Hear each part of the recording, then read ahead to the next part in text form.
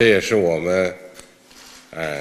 Xi Jinping and Vladimir Putin described their nation's ties as a stabilizing force in a chaotic world as they met in Beijing, where the Russian president is seeking greater Chinese support for his war effort in Ukraine and isolated economy.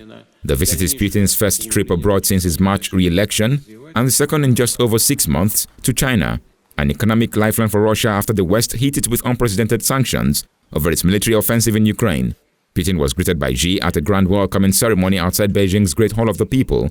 Footage by a state broadcaster, CCTV showed.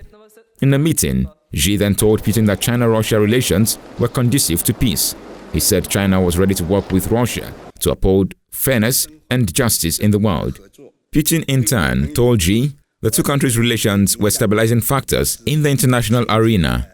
He said relations between Russia and China were not opportunistic and not directed against anyone. The Russian leader added that together, they uphold the principles of justice and a democratic world order that reflects multipolar realities and is based on international law. State news agency Xinhua said following closed-door meetings, the two leaders then signed a joint statement on deepening their country's comprehensive strategic partnership. Putin's arrival came hours after he hailed his country's troops for advancing on all fronts on the battlefield in Ukraine, following a major new ground assault. Xi has rebuffed Western criticism of his country's close ties with Moscow, enjoying cheap Russian energy imports and access to vast natural resources. But the economic partnership has come under close scrutiny from the West in recent months.